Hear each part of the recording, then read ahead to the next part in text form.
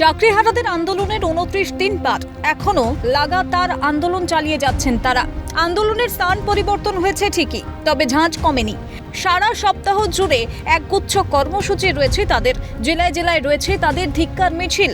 আর সেই মিছিলের দাবি একটাই, নতুন পরীক্ষা নয়, চাকরি পুনর্বহাল করা হোক। হচ্ছে যে কিছু কিছু গন্ডগোল তো থেকেই গেছে, অনেক খামতি রেখে দিয়েছে, যেগুলোর জন্য কেস হওয়াটাই স্বাভাবিক। এবং পরবর্তীকালে এই পরীক্ষাও যে হবে, কবে হবে আদৌ সেটার কোনো গ্যারেন্টি নেই, বা আদৌ স্বচ্ছভাবে হবে নাকি সেটাও কোনো। আমরা যারা যোগ্য আছি তারা পরীক্ষায় বসতে চাই না, কারণ আমরা পরীক্ষার যোগ্যতার পরীক্ষা কেন দেব? একই যোগ্যতার পরীক্ষা আমরা চাই যে করে হোক, রিপ্যানেলের মাধ্যমে হোক বা অন্য কোনোভাবে হোক, রিভিউয়ে জিতে হোক, সরকার তার ব্যবস্থা করুক যে কিভাবে যোগ্যদের পুনর্বহাল করা যায়। পাশাপাশি যে স্থানে বর্তমানে আন্দোলন চলছে তাও অত্যন্ত অস্বাস্থ্যকর বলে আগেই অভিযোগ তুলেছিলেন চাকরিহারারা, কিন্তু তারপরও সেখান থেকেই চলছে আন্দোলন। কারণেই যে আমাদের হকের যে চাকরিটা, সেটা আমাদের বিনা দোষে আমাদের কাছ থেকে ছিনিয়ে নেওয়া হয়েছে। তার জন্য যাবতীয় আমাদের আয়োজন বা এই ধর্ণা মঞ্চ।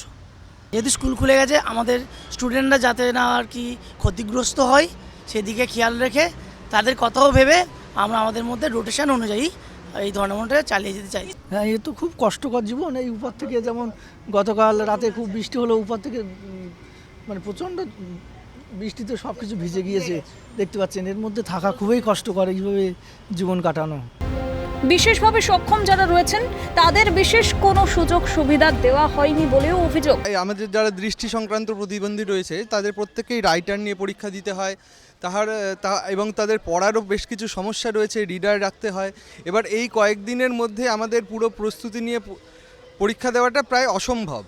না হয় এইটুকু সুবিধে ছাড়া কিন্তু আমরা ডিসেবল যারা আছি তাদের কিন্তু, বা স্পেশালি এবেলড এখন যা বলছে, সেখানে কিন্তু আমরা কোনো সুবিধে কিন্তু আমাদের দেওয়া হয়নি। মানে এই যে নতুন নোটিফিকেশন বেরিয়েছে তাতেও কিন্তু আপনি দেখবেন আমাদের জন্য এক লাইনও ওখানে লেখা হয়নি, বা একটা কোনো সুবিধা। মুখ্যমন্ত্রীর সঙ্গে দেখা করার আর্জি জানিয়েও চিঠি দিয়েছিলেন চাকরিহারারা, কিন্তু তারও কোনো উত্তর আসেনি। কবে ফিরবেন স্কুলে সেই দিকেই তাকিয়ে চাকরিহারারা, নাকি আইনি জটিলতায় ফেসে থাকবে তাদের জীবন, উঠছে প্রশ্ন।